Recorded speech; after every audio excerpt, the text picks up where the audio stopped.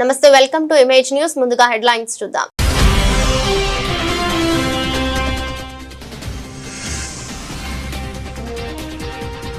మామిడాడ మణికంఠ దేవాలయంలో 7వ రోజు మహాచండిగా దుర్గమ్మ.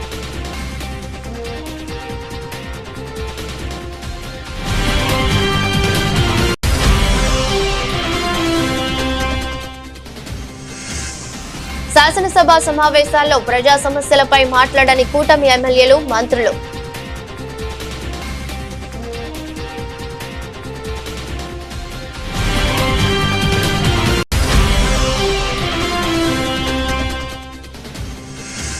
ముమ్మిడివరం నియోజకవర్గ వైఎస్ఆర్ పార్టీ కార్యాలయంలో డిజిటల్ బుక్ ఆవిష్కరించిన మాజీ ఎమ్మెల్యే పొన్నాడ సతీష్ కుమార్.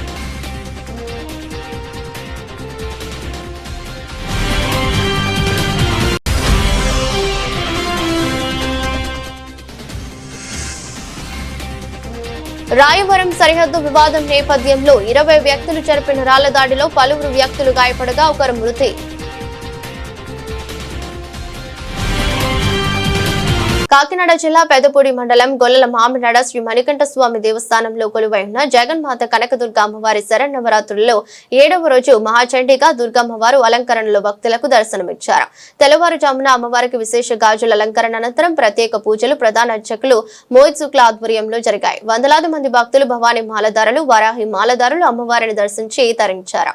కార్యక్రమంలో మణికంఠ ఆలయ అభివృద్ధి కమిటీ చైర్మన్ సత్య భగవాన్ రెడ్డి, ద్వారంపూడి బాల వెంకట సత్యనారాయణ రెడ్డి, గురుస్వామి, లైన్ DRK Reddy, Mohan Reddy, Kondareddy, Yuvarajareddy, DV Krishnareddy, TV Krishnareddy, Guruvuraju, Bhavani మాలదారులు, భక్తులు పాల్గొన్నారు.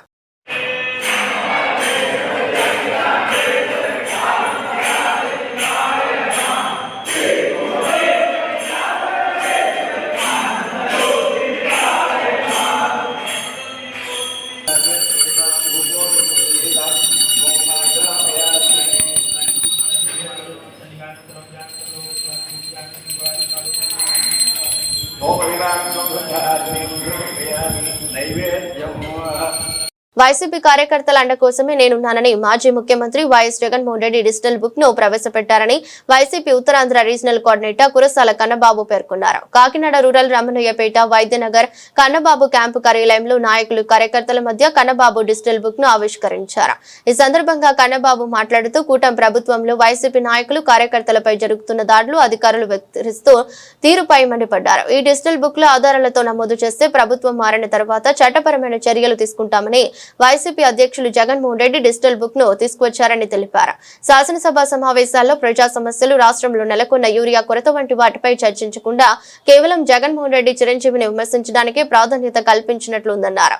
కక్షపూరిత రాజకీయాలు మానుకుని ప్రజా సమస్యలపై దృష్టి పెట్టాలని హితవు పలికారు.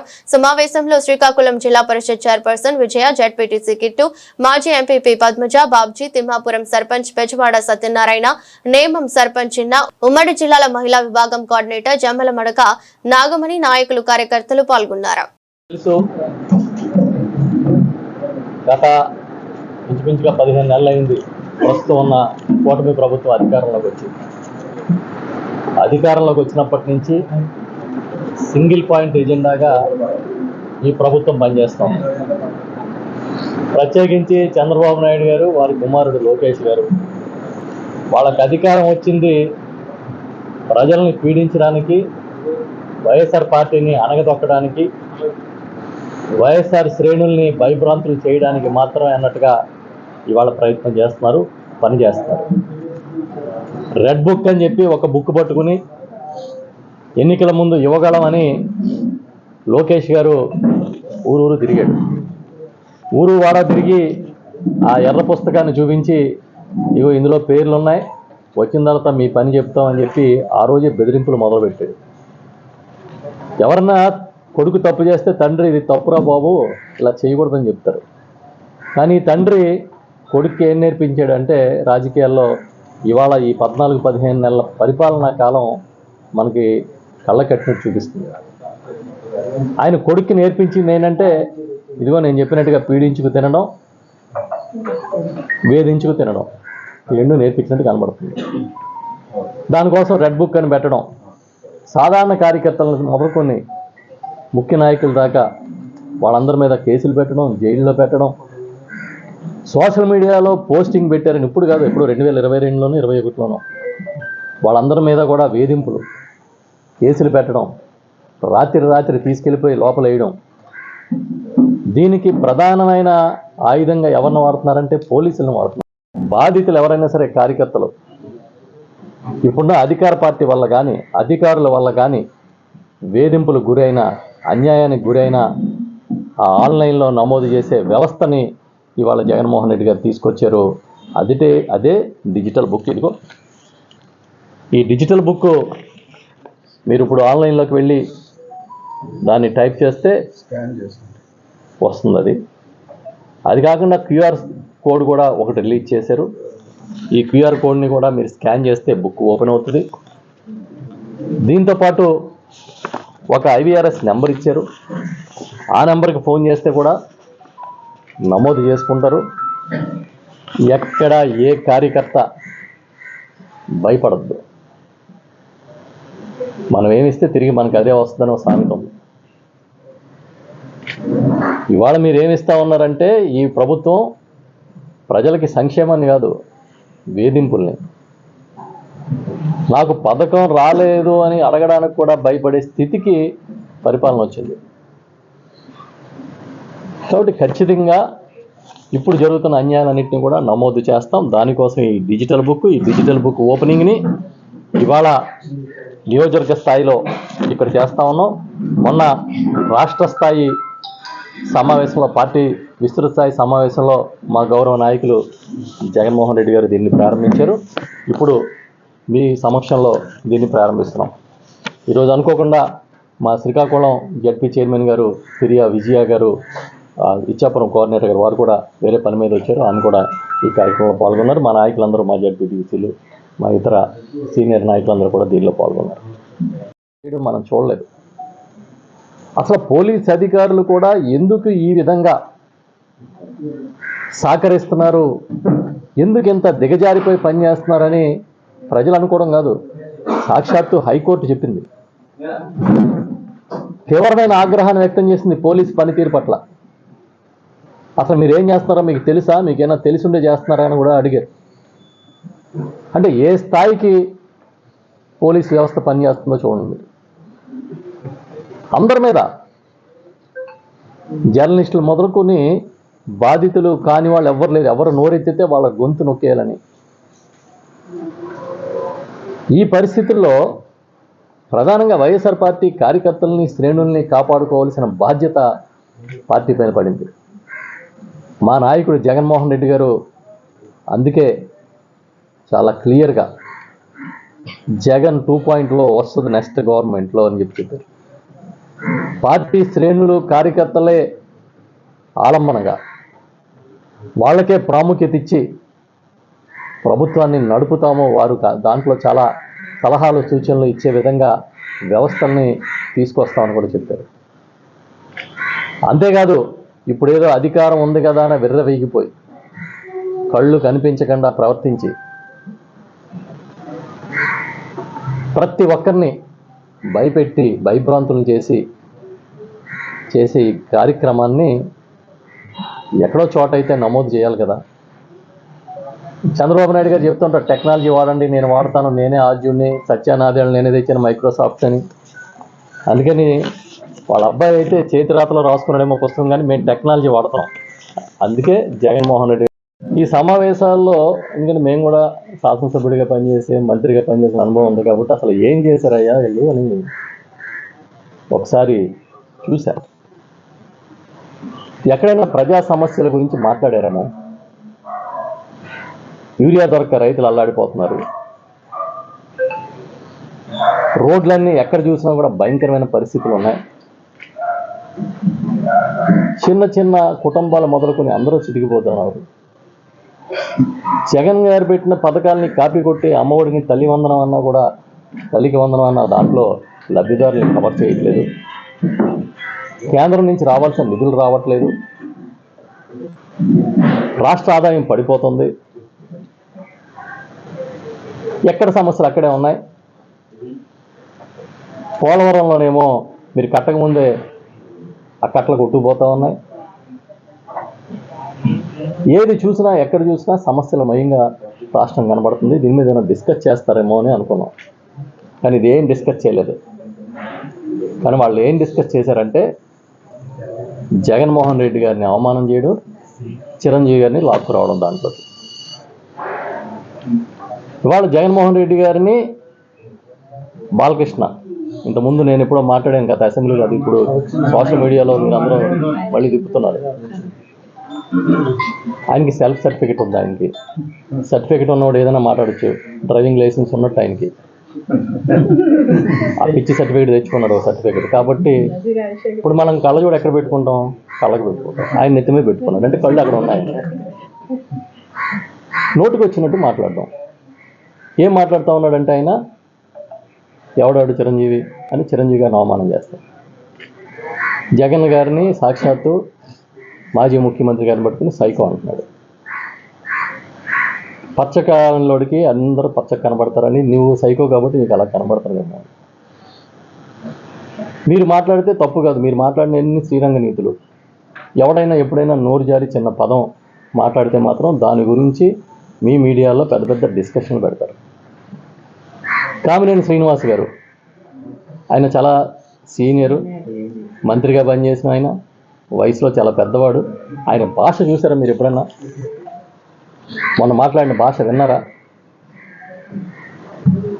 చిరంజీవి గారిని దీంట్లోకి లాక్ రావాల్సిన అవసరం ఏముంది కామినేనికి? ఆయనకి ఏదో అవమానం చేశారని చెప్తే చిరంజీవి గారు పెద్ద లెటర్ రాశారు. ఆ లెటర్తో నిజాలు నిలకడగా తెలుస్తాయనే ఒక నిజం ఇవాళ బయటపడింది. జగన్మోహన్ రెడ్డి గారు అవమానం చేయలేదు నన్ను, సినిమా రంగాన్ని ఆయన చెప్పారు. ఇప్పుడు ఇన్నాళ్ళు ఏం ప్రచారం చేశారు? 30,000 మంది ఆడపిల్లలు మిస్ అయిపోయారు అన్నట్టుగానే చిరంజీవి గారిని జగన్మోహన్ రెడ్డి గారు అవమానం చేశారని ప్రచారం చేశారు. ఇవాళ ఆర్ నారాయణమూర్తి లాంటి నికార్సైన కళాకారుడు కూడా, హీరో కూడా బయటకు వచ్చి మమ్మల్ని గౌరవంగా చూశారు, కానీ జగన్ గారు ఆ రోజు అవమానం చేయలేదని చెప్పారు. ముమ్మిడివరం నియోజకవర్గంలో బాధితులకు అండగా డిజిటల్ బుక్ ఉంటుందని మాజీ ఎమ్మెల్యే పొన్నాడ సతీష్ కుమార్, వైఎస్ఆర్ కాంగ్రెస్ పార్టీ రాష్ట్ర ప్రధాన కార్యదర్శి విధాని బాలకృష్ణ అన్నారు. కోనసీమ జిల్లా ముమ్మిడివరం నియోజకవర్గ వైఎస్ఆర్సీపీ కార్యాలయంలో వారు డిజిటల్ బుక్ ఆవిష్కరణ చేశారు. ఈ సందర్భంగా మాట్లాడుతూ కూటమి ప్రభుత్వం అధికారంలోకి వచ్చి వైఎస్ఆర్ కాంగ్రెస్ పార్టీ నాయకులు, కార్యకర్తలు సానుభూతి పరులపైన రెడ్ బుక్ రాజ్యాంగాన్ని అమలు చేస్తూ తీవ్ర ఇబ్బందులకు గురి చేస్తున్నారన్నారు. పోలీసుల తీరు మార్చుకోవాలని, తప్పుడు కేసులు బనాయించిన వారికి వైసీపీ అధికారంలోకి రాగానే తగిన మూల్యం చెల్లించుకోక తప్పదన్నారు. కార్యక్రమంలో ముమ్మిడివరం నియోజకవర్గ వైఎస్ఆర్ కాంగ్రెస్ పార్టీ పరిశీలకులు చెల్లిబోయిన శ్రీను, వైసీపీ రాష్ట్ర పంచాయతీరాజ్ కార్యదర్శి పెన్మెత్స చిటిరాజు, వైసీపీ రాష్ట్ర మహిళా కార్యదర్శి కాశీ మునుకుమారి, ముమ్మిడివరం నగర panchayati chairman Kamidi Praveen Kumar, doctor BR Ambedkar Konaseema జిల్లా వైసీపీ అధికార ప్రతినిధి కాశీ రామకృష్ణ, కౌన్సిలర్ బొంతు బుజిబాబు, వైసీపీ నాయకులు పాల్గొన్నారు. కూటమి ప్రభుత్వం ఏర్పడిన తర్వాత ఏదైతే ఈ 15 నెలల కాలంగా ఏదైతే పరిపాలన జరుగుతుందో, ఇవాళ రాష్ట్ర వ్యాప్తంగా వైఎస్ఆర్ కాంగ్రెస్ పార్టీ శ్రేణులపైన, అలాగే ఎవరైతే వైఎస్ఆర్ కాంగ్రెస్ పార్టీ సానుభూతి పరులైనటువంటి ప్రజలపైన ఏ రకమైన దుర్మార్గమైన పరిపాలన చేస్తూ వాళ్ళు ఏ రకంగా ఇబ్బందికి గురవుతూ ఇబ్బంది పెడుతున్నారనేది మనం చూస్తూనే ఉన్నాం. ముఖ్యంగా ఈ 15 నెలల కాలంగా స్వయంగా ఈ రాష్ట్రాన్ని పరిపాలిస్తున్నటువంటి ముఖ్యమంత్రి వైఎస్ఆర్ కాంగ్రెస్ పార్టీ శ్రేణులకు కానీ వాళ్ళ సానుభూతి పరులకు కానీ పనులు చేయొద్దు, వాళ్ళకి పనులు చేసి పెట్టినట్లయితే మనం పాముకి పాలేసి పెంచినట్టే అని చెప్పి స్వయాన ఒక రాష్ట్ర ముఖ్యమంత్రి మాట్లాడడం నిజంగా చాలా దురదృష్టకరం. ఎందుకంటే దేశంలో ఏ ముఖ్యమంత్రి ఆ రకంగా మాట్లాడి ఉన్నాడు. 5 సంవత్సరాలు జగన్మోహన్ రెడ్డి గారి పరిపాలన కావచ్చు, అంతకుముందు ఆ నాన్నగారు చేసిన రాజశేఖర రెడ్డి గారి పరిపాలన కావచ్చు, ఎప్పుడు కులమనో మతమనో పార్టీ అనో చూడకుండా అందరికీ మంచి చేసిన ప్రభుత్వం మన ప్రభుత్వం. ఇవాళ చంద్రబాబు నాయుడు ఏదైతే మాట్లాడుతున్న విధానం కావచ్చు, అలాగే అతని తనయుడు ఎవరైతే లోకేష్ పరిపాలన తీరు కావచ్చు, వాళ్ళు చూసుకున్నట్లయితే ఎంత దారుణంగా వైఎస్ఆర్ కాంగ్రెస్ పార్టీ శ్రేణుల పైన తప్పుడు కేసులు బనాయిస్తూ తప్పుడు మార్గాల్లో వాళ్ళని ఇబ్బందులు గురి చేస్తూ ఇవాళ పరిపాలన ఈ 15 నెలల కాలంగా చూసాం. ఇవాళ ఏదైతే జగన్మోహన్ రెడ్డి గారు ఇవాళ మన అధికారం కోల్పోయిన తర్వాత ప్రతి ఒక్కరికి అండగా నిలబడాలి, ఇవాళ ప్రతి ఒక్కరికి మనోధైర్యాన్ని ఇవ్వాలనే ఉద్దేశంతో ఇవాళ డిజిటల్ బుక్ అని ఏదైతే మన పార్టీ శ్రేణులకు జరుగుతున్న ఇబ్బందులన్నీ కూడా ఇవాళ పార్టీ దృష్టిలో ఇవాళ పెట్టాలి. ఏదైతే మనం పెట్టిన తర్వాత రేపు రాబోయే రోజుల్లో ఏదైతే ఖచ్చితంగా అధికారం అనేది ఎవరికీ శాశ్వతం కాదు.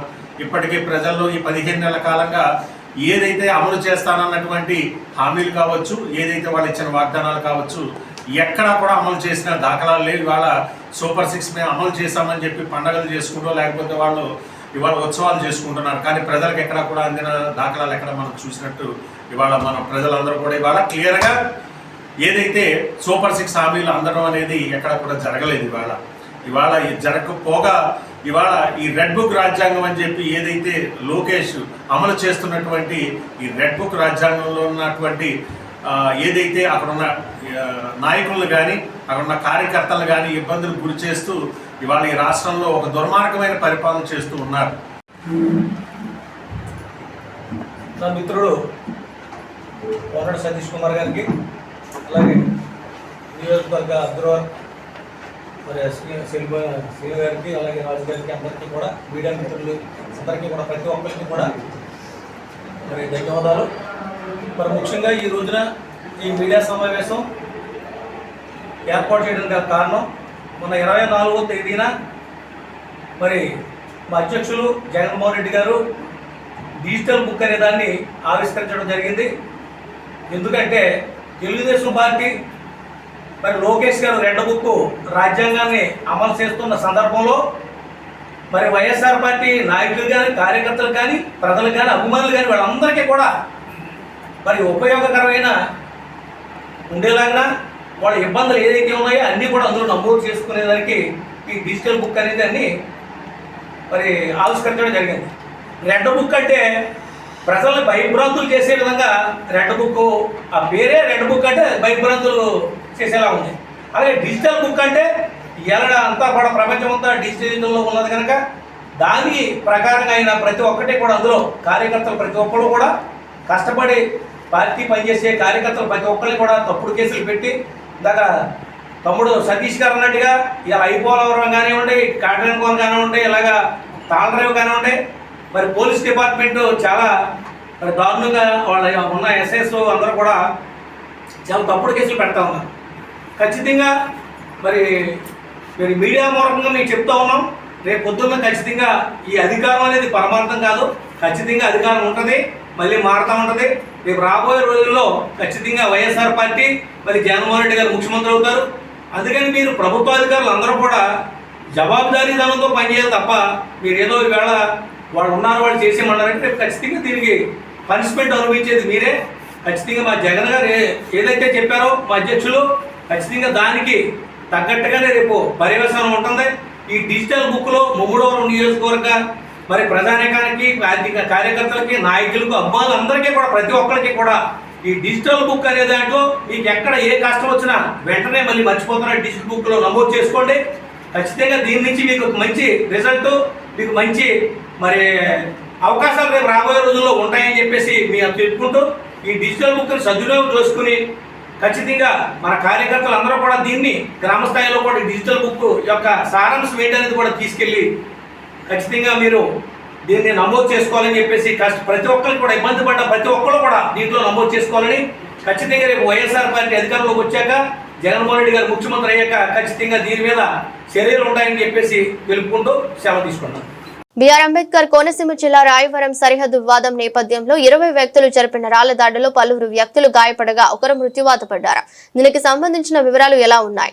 మండల కేంద్రమైన రాయవరంలో ముత్యాలమ్మ గుడి వద్ద ఉత్సవ కమిటీ సభ్యులు దేవి నవరాత్రులను పురస్కరించుకుని స్థలాన్ని శుభ్రం చేసి రేకుల షెడ్ నిర్మిస్తుండగా స్థలానికి సమీపంలో నివాసం ఉంటున్న రేలంగి నాగేశ్వరరావు ఈ స్థలం నాదంటూ వాదానికి దిగడంతో ఇరు వర్గాల మధ్య వాగ్వాదం చోటు చేసుకోగా నాగేశ్వరరావు ఇటుకల కంకర రాళ్లతో ఆకస్మికంగా దాడి చేయడంతో 8 మంది మహిళలు గాయపడ్డారు.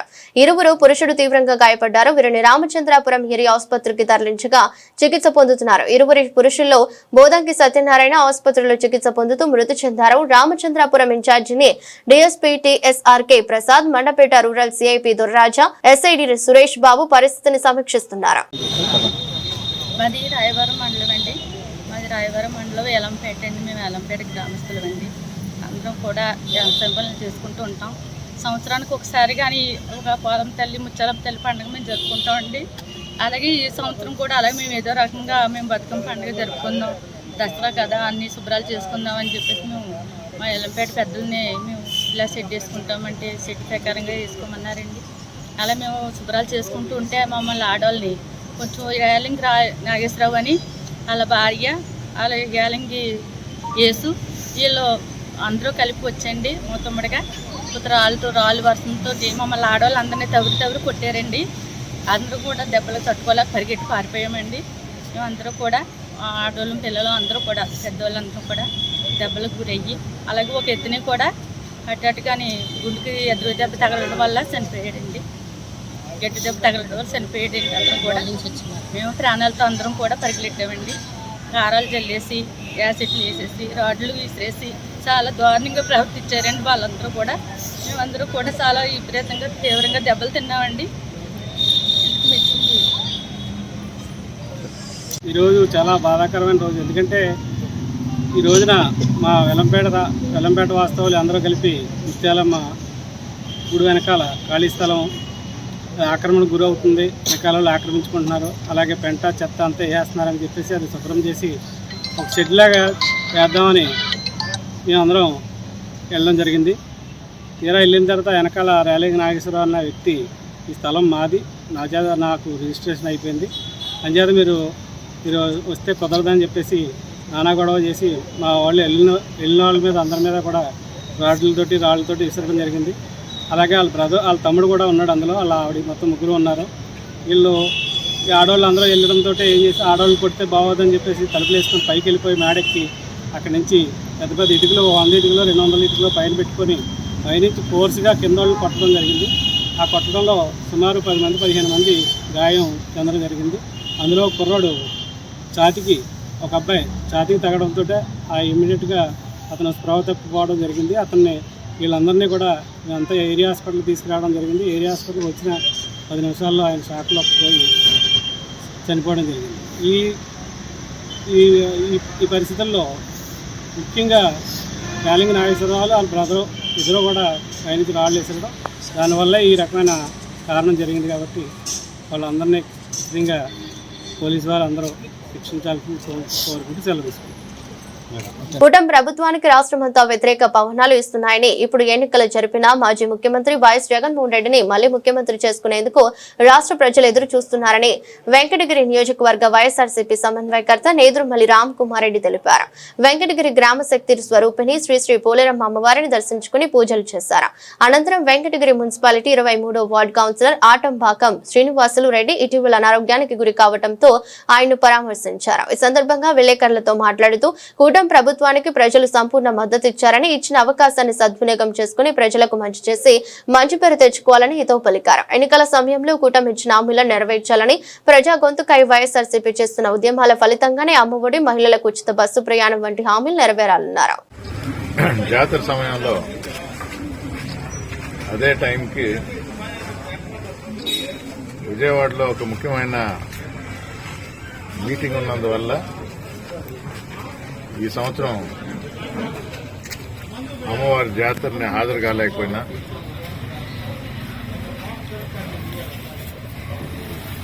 జగన్మోహన్ రెడ్డి గారు కొన్ని అధిక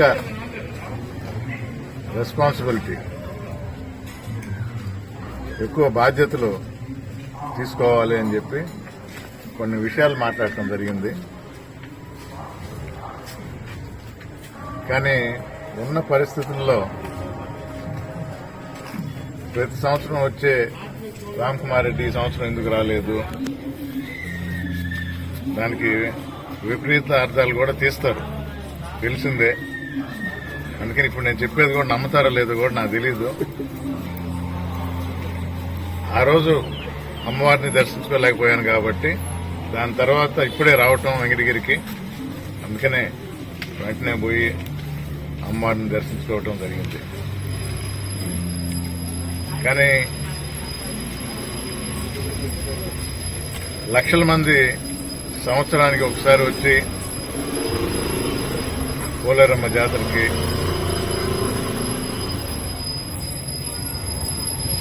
కష్టాలు ఎట్టున్నా నష్టాలు ఎట్టున్నా అరేంజ్మెంట్ సరిగా ఉన్నా లేకపోయినా వచ్చి సందర్శించుకోవటం ఒక ఆనవాయితీ. నా వరకు నాకు సంతోషం ఎక్కడంటే వెంకటగిరి బాధ్యత ఇచ్చిన 6 నెలల్లోనే అప్పటి ముఖ్యమంత్రి జగన్మోహన్ రెడ్డి గారిని వెంకటగిరి తీసుకొని రావడం, సభాముఖంగా పోలేరమ్మ జాతరని రాష్ట్ర పండుగగా చేయాలని కోరటం, ఆయన వెంటనే స్పందించి దాన్ని శాంక్షన్ చేయటం, మా కౌన్సిలర్స్ అందరినీ ఒక్కొక్క రోజు ఒక్కొక్క వార్డులో తిరుగుతూ పూజలు చేయమంటే 25 వార్డులు పూర్తయ్యే లోపల, అది కూడా అమ్మవారి చలవే, 21వ రోజుకే జీవో కూడా వచ్చింది.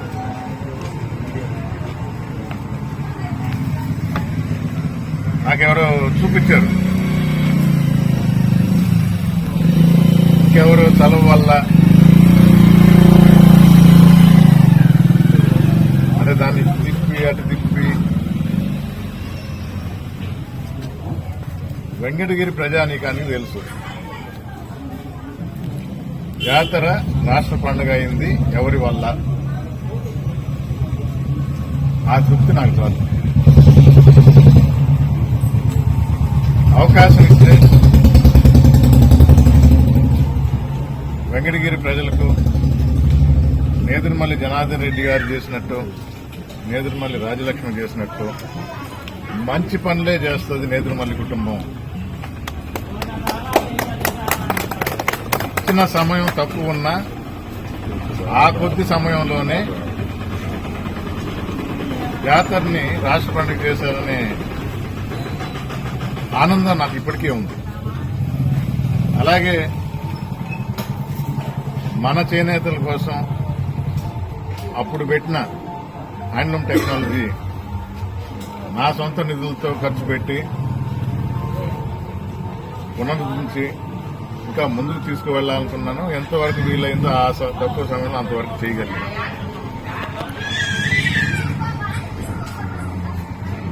అనాదిగా వస్తున్న ఒక పద్ధతి, అది తప్పని నేను అన్నాను, కానీ ఆ క్యూ సిస్టమ్ ప్రజలు ఇబ్బంది పడుతున్నారని చూసి కంప్లీట్ గా మార్చడం జరిగింది. 23లో జాతర రాష్ట్ర పండుగ అయిన సందర్భంగా దాన్ని స్టడీ చేసి కంప్లీట్ గా మార్చడం జరిగింది. నిజంగా ఆ సంవత్సరం అది ప్రజల జాతర అయింది. సంతోషంగా చూశారు. చాలా ఉదాహరణలు ఉన్నాయి. మరీ ముఖ్యంగా మన వెంకటగిరి టౌన్ ప్రజానీకానికి తెలుసు, బయట నుంచి వచ్చిన వాళ్ళు కూడా ఎంత తృప్తి చెందారో తెలుసు. దాన్ని కొనసాగిస్తూ రావటం మంచిది, కానీ మన సొంత ఆలోచనలు కూడా కొంచెం ఉంటే బాగుంటుందని దాన్ని కొంచెం అటు ఇటుగా చేస్తూ, సరే వారి ఆలోచన ప్రకారం వీఐపీ అంటే దాన్ని ఎవరు అనేది వాడు జాతరకు ముందర చెప్పడం జరిగింది. కానీ ఆచరణలో పెట్టినప్పటికీ మారిపోయింది. ప్రజల చేత ఎన్నుకోబడ్డ కౌన్సిలర్స్ ఈ పట్టణంలో ఉండగా మున్సిపల్ నిధులనిచ్చి జాతర సందర్భంగా 42 లక్షలు విడుదల చేసి దానికోసం ఖర్చు చేస్తే కనీస మర్యాద కూడా ఇవ్వకుండా. వార్తలు ముగించే ముందు మరోసారి హెడ్లైన్స్.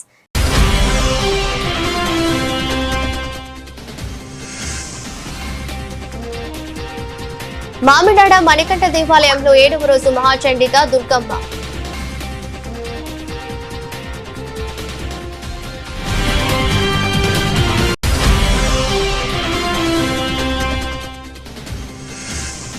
శాసనసభ సమావేశాల్లో ప్రజా సమస్యలపై మాట్లాడని కూటమి ఎమ్మెల్యేలు, మంత్రులు.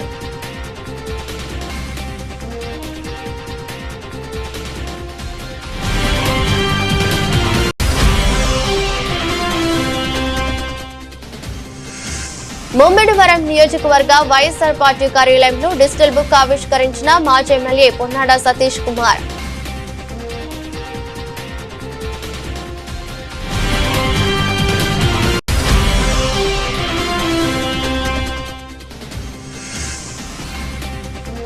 రాయవరం సరిహద్దు వివాదం నేపథ్యంలో 20 వ్యక్తులు జరిపిన రాళ్ల దాడిలో పలువురు వ్యక్తులు గాయపడగా ఒకరు మృతి.